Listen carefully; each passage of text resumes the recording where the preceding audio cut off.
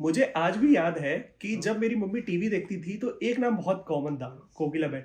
Mummy के बाद जब हम लोग बड़े हुए तो एक नाम फिर भी बहुत कॉमन है, कोकिलाबेन, रील्स के थ्रू।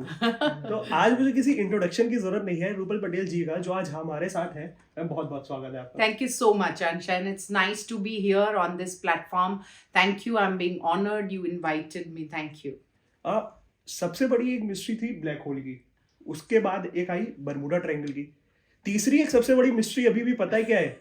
कि रसोड़े में कौन था। मैम, पता लगा अभी तक रसोड़े में कौन था? मैं ये कहूंगी कि वो सिचुएशन के ऊपर डिपेंड करता है। मैं हर जगह जाती हूँ और हर जगह कोई पूछता है रसोड़े में कौन था, तो मैं अगर पहाड़ों पे हूँ तो मैं कह देती हूँ, पहाड़ों के अनुसार कुछ बोल देती हूँ। रसोड़े में हूँ तो फिर उसके अनुसार बोल देती हूँ। पर ये जवाब तो सिर्फ और सिर्फ मुझे ही पता है कि रसोड़े में कौन था, कौन था, कौन था।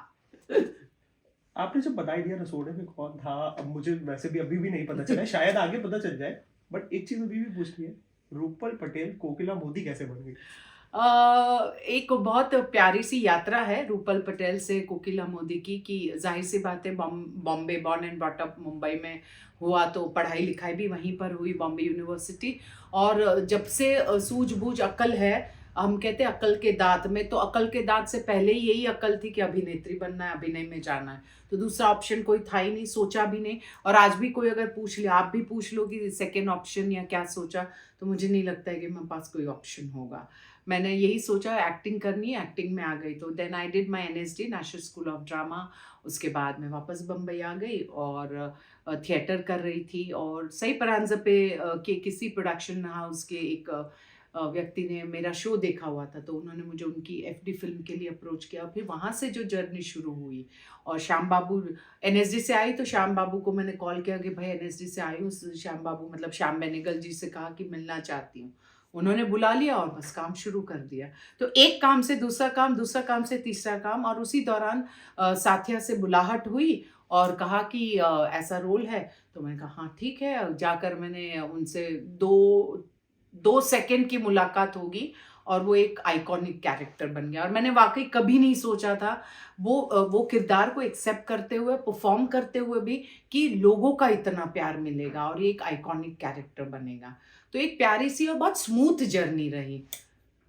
जब आपने कैरेक्टर की बात आप कर ही दिए, एक चीज मेरा एक क्वेश्चन और है, कितने लोगों ने आपको अप्रोच करा है कि मुझे उस टाइप की सास बनना है, कोई टिप्स दे दीजिए।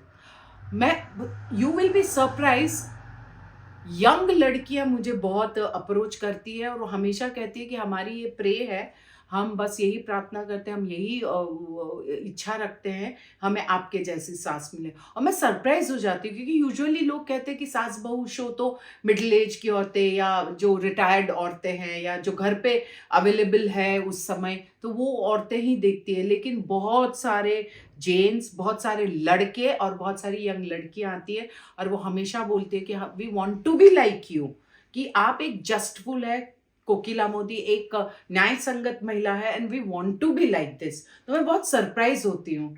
और आज आपके चेहरे पे भी हंसी है, और मैं सरप्राइज इसलिए भी हूँ कि यंग बच्चा, और अगर वो कोकिला को इतना प्यार करते हैं, तो आप समझ सकते हैं कि कोकिला किरदार में कितना दम है, कितना दम है।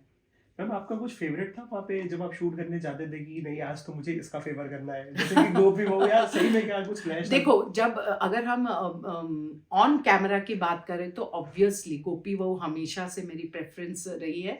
और हमेशा इसीलिए मैं ये कहती थी कि मारी गोपी बहू, मेरी गोपी बहू, मेरा अहम दिख रहा। पर वैसे अगर ऑफ द कैमरा बात करें तो हम सारे को आर्टिस्ट, सारे किरदार एक दूसरे से बड़े आराम से बातचीत करना, रिहर्सल करना, और सीन के लिए हम अपने इनपुट्स डालते थे सब मिलजुल के। तो वैसे फेवरेट सारे थे, लेकिन मुझे हमेशा से उर्मिला मैम के साथ परफॉर्म करने में या गोपी के साथ परफॉर्म करने में हमेशा अच्छा लगता था। क्योंकि उर्मिला बहन का जो किरदार था, तो उसको बड़ी, कोकिला ना उसकी गलतियों को बड़ी उजागर करके उसको हड़काती रहती थी, तो मुझे बड़ा अच्छा लगता था। ऑब्वियसली ह्यूमन नेचर है कि किसी को बुलिंग करना या किसी को हड़काना बड़ा अच्छा लगता है, थोड़ा आपको सुपीरियोरिटी कॉम्प्लेक्स आता है उससे। तो वो किरदार में मुझे अच्छा लगता था उर्मिला बेन के साथ या गोपी वो के साथ। I use to enjoy a lot. Gopi बहू से याद आया, एक रील मैंने देखी थी। आपको भी वो किस्सा याद होगा, अगर मैंने गोपी बहू से बोला है तो आपको एक किस्सा याद होगा उनका, लैपटॉप लैपटॉप वॉशिंग। हमने साथ में बोला लैपटॉप। तो लैपटॉप वॉशिंग के टाइम पे जब आप बहुत सीरियस कैरेक्टर प्ले कर रही है जी। कि गोपी बहू ऐसा कैसे कर दिया, बट कभी ऐसा हुआ है कि आप देख रही लैपटॉप, अरे हंस दिया, अरे ये क्यों ऐसा क्यों डायलॉग दे दिया, कि हंसी आपकी खुद से हंसी छूट गई हो? बहुत सारे आर्टिस्ट अपने किरदार का भी मजाक उड़ाते हुए या अपने शो के सिचुएशन को मजाक उड़ाते हुए ये कहते भी है, और जाहिर सी बात है उनको भी कभी कभी लगता है कि इट्स नॉट नेचुरल, ये बिलीवेबल नहीं है। पर मुझे एक ट्रेनिंग इतनी अच्छी मिली है राष्ट्रीय नाट्य विद्यालय एनएसडी की, और थिएटर की एक ट्रेनिंग मिली है कि you have to believe what you are doing. So हमेशा जब मैं सेट पे रहती हूँ या मुझे ऐसे सीन भी आते हैं, तो लैपटॉप के अलावा एक और भी ऐसा सीक्वेंस था कि कुकर उड़ के, उसका ढक्कन उड़ के किचन से, रसोड़े से निकलकर बहुत दूर हॉल में आ जाता है, और सारे साथी कलाकार हंस रहे थे, अरे ऐसे थोड़ी होता है, वैसे थोड़ी होता है। पर मेरा एक नियम है, अगर मेरा काम है तो मैं बहुत शिद्दत से करती हूँ, तो मैंने उसको पूरी बिलीफ के साथ किया, और वो परफॉर्म करते हुए भी मुझे अच्छा लगा। तो मेरा एक प्लस पॉइंट है मेरी ट्रेनिंग का, एनएसडी ट्रेनिंग का।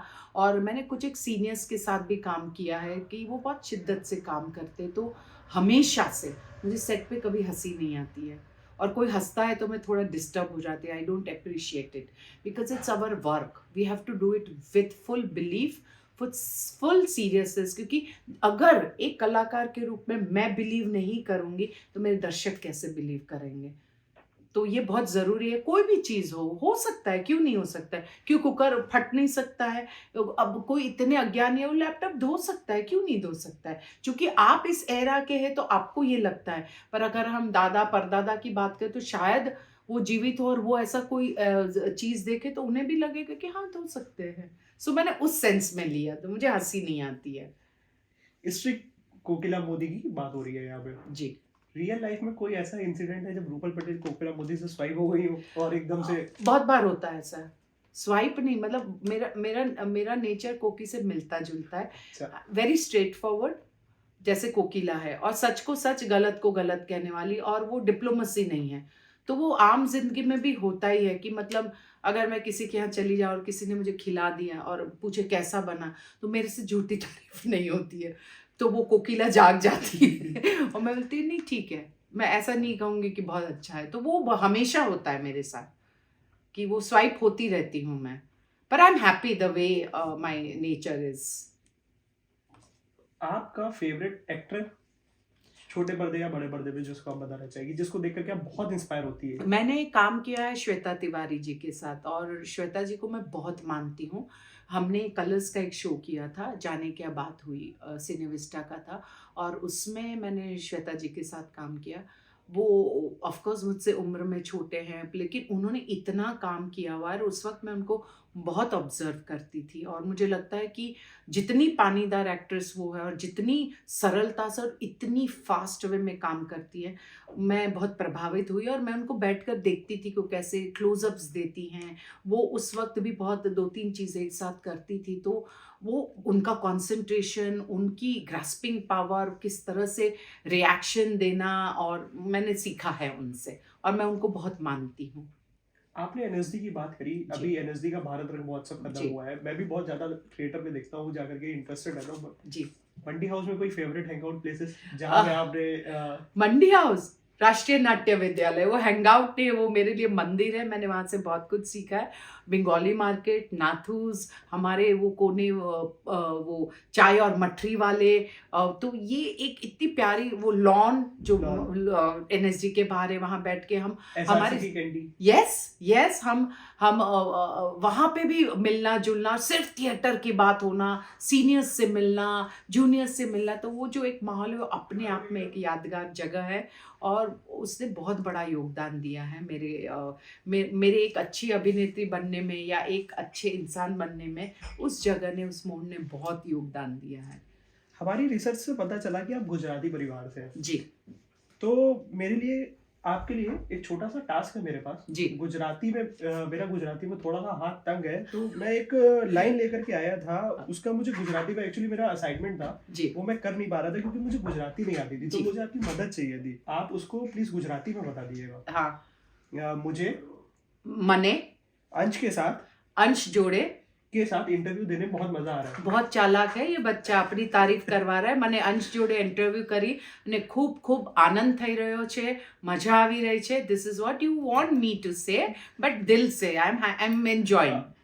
तो यही फन की बात है। फन से एक चीज याद आई मुझे, यश राज मुखाटे, Yes. उनका एक वीडियो वायरल हुआ जी. जो हम लोगों के आज तक फोन में है, सोडे पे कौन कौन था? है। स्टार्टिंग भी हम लोगों ने उसी से करी, फिर मैं उसी पे आ जा रहा हूँ। आपने जब वो वीडियो देखा, आपने क्या कॉल करके पूछा था कि क्या रिएक्शन था कोकिला मोदी का कि ये आपने मेरा वीडियो कैसे यूज कर लिया, या फिर अरे क्या आपने क्या क्या बना दिया? मैं ये कहूँगी कि एक तो मैं सोशल मीडिया पर नहीं हूँ, और मुझे मेरे मोबाइल में व्हाट्सएप या फेसबुक या ट्विटर या ये चीज़ें नहीं है।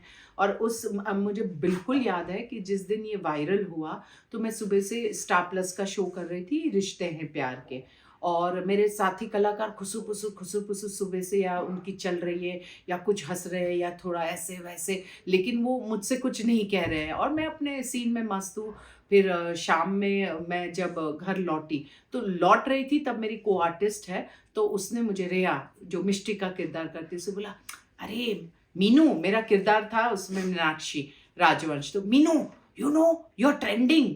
तो मैंने कहा आए छोड़ो तुम क्या बोल रहे हो, तो बोले नो यू मस्ट वॉच करके वो फिर चली गई। मैं घर गई तो मेरी ननद का फोन आया जो दिल्ली में रहती है, Rajshree Dutta.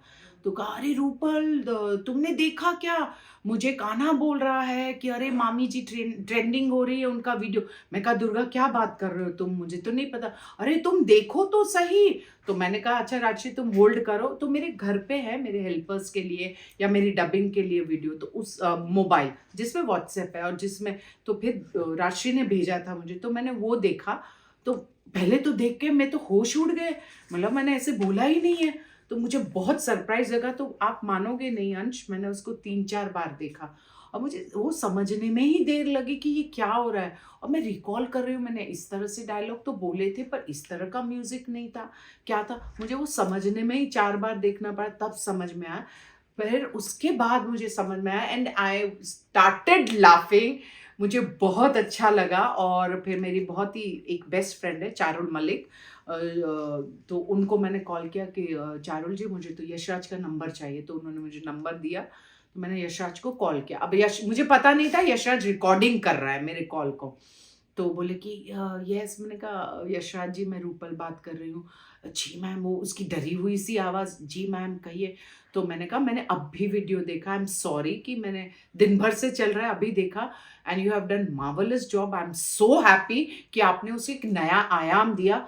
And he started laughing कि मैम मैं इतना डरा हुआ था, मुझे लगा शायद आपकी डांट पड़ेगी, क्योंकि यूजुअली मैं इस तरह से करता हूँ। हाँ। तो लोग मतलब बहुत आर्टिस्ट की डांट पड़ती है मुझे। मैंने कहा नहीं, और मैं आपको भी कहती हूँ अंश, मुझे अच्छा लगा, यंगस्टर कुछ अलग कोशिश कर रहे, एक नया एवेन्यू ढूंढा, उस चीज़ को बेहतर बनाई, और उससे अगर दर्शक मनोरंजित होते हैं तो मुझे मीम से कोई प्रॉब्लम, मुझे कभी गुस्सा नहीं आता, मैं खुद बहुत एंजॉय करती हूँ, खूब हंसती हूँ, मुझे अच्छा लगता है। मैं मेरी जो आसपास के मेरे को आर्टिस्ट है या चारुल है, तो हमेशा मुझे दिखाती रहती कि देखो ये, मुझे नहीं पता चलता है कि क्या, अभी बीच में पहचान कौन पहचाना मुझे नहीं पता था, तो उन्होंने, चारुल ने ही मुझे बताया, या मेरे जो बच्चे हैं, परिवार के बच्चे हैं, तो वो मुझे बताते रहते हैं, कभी साकेत है और जो आपके सीनियर है साकेत है, या फिर उनकी वाइफ है पायल, हमारे घर की बहू है, या हमारे बच्चे हैं कान्हा, आर्यन, तो ये सब मुझे अपडेट करते रहते, या मेरा बेटा है तो अपडेट करते रहते हैं। मुझे बहुत बाद में पता चलता है कि ये चीज़ें चल रही है, पर मैं एंजॉय करती हूँ, मुझे बिल्कुल गुस्सा नहीं आता है। आपने बेटे की बात बोली, क्या आप गोपी ऐसी बहू ढूंढ रही हो? मैं देखिए, इससे मैं थोड़ी सी असहमत हूँ। मुझे ये लगता है कि जीवन साथी जिसे चुनना है उसे सबसे पहले अधिकार होना चाहिए। बिल्कुल, अगर उसमें वो गोपी वाले गुण होंगे तो बड़ी गर्व के साथ मैं कहूंगी उसको गोपी बहू, पर बहू तो जरूर कहूंगी मैं। और राशि आज भी कांटेक्ट में है आपके? जी नहीं, राशि अपने परिवार में बहुत बिजी है, उनके 2 प्यारे से बच्चे हैं, और वो एक बीइंग अ मदर वो अपनी रिस्पॉन्सिबिलिटी निभाने में एकदम तल्लीन है। और लेकिन हाँ, जब भी मुलाकात होती है हमें बहुत अच्छा लगता है, और अभी भी वो नोक झोंक वाला रिश्ता है तो बड़ा मज़ा आता है। गोपी बहू के साथ तो, जिया जी के साथ तो अभी मैंने तेरा मेरा साथ किया, बड़े मज़े किए। हम पुराने किस्से भी याद करते थे कि कैसे, और वाकई अंश हमने नहीं सोचा था कि ये शो को दर्शक इतना प्यार देंगे, आइकॉनिक बनेगा, कोकिला के किरदार को या गोपी के किरदार को इतना प्यार मिलेगा, क्योंकि सास बहू की लव स्टोरी और लोग उसे पसंद करेंगे, क्योंकि love story, romantic love story आप हमेशा एक्सपेक्ट करोगे, but it's a love story of a mother in law and daughter-in-law, which eventually becomes the love story of mother and daughter. So it's a wonderful journey. आप अपने daily life में भी रसोड़ा जैसे word use करते हैं? हाँ, मैं गुजराती हूँ और मेरे हस्बैंड नॉन गुजराती है, पर वो मेरे साथ रहकर वो भी रसोड़े से लेकर आ जाओ रूपल, या रसोड़े से लेकर आता हूँ, तो मैंने सबको रसोड़ा कर दिया है, मतलब बोलने के लिए। इतना प्यारा शब्द है और लोगों को अच्छा लगता है। आप भी रसोड़े कितनी बार बोल चुके हैं इंटरव्यू, तो इट्स गुड ना, अच्छी चीज़ है उसको बोलना या उसे अडाप्ट करना। मुझे लगता है इट्स ब्यूटीफुल थिंग। मैं बोलती हूँ, रसोड़ा तो बोलती हूँ। गुजरात से याद आया, पीएम मोदी ने आपको स्वच्छ भारत अभियान में जी। शामिल करा था। जी जी। उस टाइम आपका कैसा मोमेंट था कि पीएम मोदी ने आपको शामिल कराया है स्वच्छ भारत में? जी। कितना लकी महसूस करा था आपने? उनकी विमेन एम्पावरमेंट में भी उनकी चिट्ठी आई थी, और मैं और मेरे हस्बैंड, हम दोनों तो शूट पे थे, तो जब हमारे वॉचमैन सिक्योरिटी का कॉल आया कि पीएम मोदी के स्टैम्प वाला कोई लेटर आया, मैं बहुत डर गई ऑनेस्टली। और मैं याद कर रही हूँ कि मैंने क्या गलत किया, क्या गड़बड़ हो गई। अच्छा मैं और मेरे हस्बैंड, तो हम टैक्स भी बहुत अच्छे से भरते हैं कि हमें वो सर्टिफिकेट आता है कि ऑनेस्ट टैक्स पेयर करके, तो उसके डायमंड सर्टिफिकेट और इस तरह से आते हैं। तो मैंने बोला अब ये, हम तो टैक्स पेयर भी अच्छे, तो ये ऐसी चिट्ठी, तो मैं तो बहुत डर गई। तो मैं घर पहले पहुंची, मैंने वो चिट्ठी को छुआ भी नहीं, ऐसे देखा, and I called up my husband when you are coming. फिर वो जब आए तो मैंने कहा कि यार कि आप प्लीज़ इसको खोलिए, क्योंकि मुझे बहुत डर लग रहा था ऑनेस्टली। पीएम मोदी साहब का लेटर, और घबराहट हो गई जब उन्होंने खोला, तो there were tears in my eyes. I felt so good, honoured. मुझे बहुत अच्छा लगा कि आपके देश के माननीय प्रधानमंत्री अगर आपको चिट्ठी लिखकर आपको स्वच्छता अभियान या विमेन स्त्री सशक्तिकरण के लिए आपको एम्बेसडर बनाते, तो एक बहुत बड़ा अचीवमेंट है। मुझे खुशी हो, और उसके तहत बहुत सारे मैंने कार्यक्रम भी किए। बॉम्बे में भी हमने क्लेanलीनेस पर हमने अभियान चलाया, एबीपी के साथ या बहुत सारे मीडिया वालों के साथ हमने किया। कहीं भी जाती हूँ तो उसके बारे में मैं बातचीत करती हूँ। I feel honoured. आपके काम को सराहा जाता है, और काम के बलबूते पे और भी कोई चीज़ आपके सामने आती है, तो ये तो सौभाग्य की बात है, खुशी की बात है। बहुत। आपका सबसे फेवरेट कैरेक्टर क्या था जो अभी तक आपने प्ले करा है आपकी पूरी अक्रॉस? मुझे लगता है कि जब आइकॉनिक किरदार हो जाता है तो वो दिल में ही बस जाता है, वो दिल के करीब ही नहीं है। पर अदरवाइज अगर मैं एनएसडी की बात करूँ तो वहाँ पे भी मेरा बहुत एक प्रभु के आशीर्वाद और मेरे टीचर्स की गुड विशेस, उनका एक प्रशिक्षण मुझे हमेशा मेन रोल मिला। तो जब भी मैं थिएटर में मैंने अच्छे किरदार किए, या मैं जब भी सीरियल में भी ये रिश्ते हैं प्यार के हो या तेरा मेरा साथ हो, मैंने हमेशा अच्छे किरदार किए। तो हम कहते हैं ना कि हाथ की पांचों उंगलियां तो आपको पसंद ही है, क्योंकि पांचों मिला के ही तो पंजा बनता है। तो अगर एक कोई कहे तो मेरे लिए थोड़ा मुश्किल होता है, पर नो डाउट, बिना झिझक, बिना हिचकिचाहट के मैं कह सकती हूँ कि कोकिला मोदी मेरा बहुत प्रिय किरदार है और हमेशा रहेगा, क्योंकि उसने जो मुझे सम्मान दिया है, यश, धन, कीर्ति और दर्शकों का प्यार उससे जो बड़ा है, तो वो वाकई वो भूलने लायक नहीं है। कोकिला मोदी से अब हम सीरियस नोट पे एक रैपिड फायर खेलना चाहेंगे। तो आप बताइए, कोकिला मोदी की तरह जवाब देना या रूपल की तरह? दोनों मिक्स चलेगा। अच्छा, ठीक है। जो दर्शक और ज्यादा देखना चाहेंगे, जैसे कि कोकिला मोदी को छोले भटूरे ज्यादा पसंद है या ढोकला? देखो, कोकिला की बात करें तो वो तो एकदम जय श्री कृष्ण, केम छो, गुजराती परिवार से है तो, और उनके ब्रेकफास्ट में हमेशा आप देखेंगे एपिसोड के पहले सीन से लेके एपिसोड के अंत तक, और सीरियल की शुरुआत से लेकर अंत तक टेबल पर हमेशा ढोकड़ा रहता था। आप ढोकला बोलते हैं हिंदी में, हम गुजराती में ढोकड़ा बोलते हैं। सो कोकी की बात करें तो ढोकला, और रूपल की बात करें, भैया दिल्ली में बिठाए हो और दिल्ली वासी इंटरव्यू ले रहे, तो भाई छोले भटूरे ही बोलना पड़ेगा। बहुत ही बच के निकल गया है दोनों। बच के निकल, देखिए ऑब्वियसली अगर रूपल की बात करें तो आई वुड प्रिफर ढोकड़ा, कोकी की बात करें तो ढोकड़ा, और अगर दिल्ली में रहकर इंटरव्यू की बात करें तो भाई छोले भटूरे अच्छे हैं। पहाड़ या बीचेस, टाइम स्पेंड कहाँ? मुझे पहाड़ अच्छा लगता है, मुझे भारत देश बहुत अच्छा लगता है।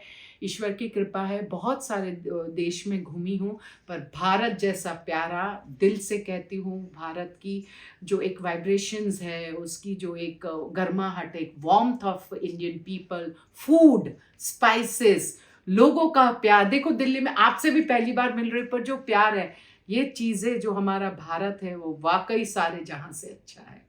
सो पहाड़, भारत फेवरेट। दीवार या डीडीएलजे? मुझे लगता है कि मुझे धार्मिक चीज़ें देखनी बहुत अच्छी लगती है।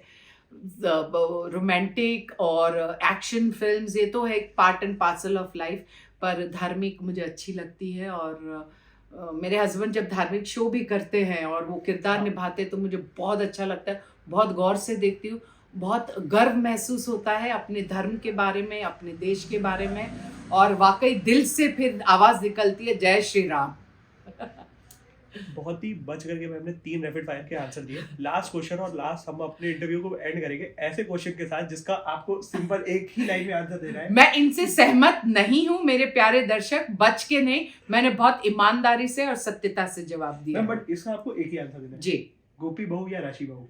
एब्सोल्युटली गोपी बहू। राशि तो बहुत ही नटखट है और बहुत ही बदमाशियां करती थी, पर अंत में राशि भी अच्छी हो गई थी। बट नींद में भी पूछोगे तो गोपी बहू, मारी गोपी बहू, मारी गोपी बहू, मारी गोपी बहू। और मैं ये हमेशा कहती हूँ साथिया, कोकी और गोपी की कहानी है, कोकी गोपी के बगैर अधूरी है, गोपी कोकी के बगैर अधूरी है।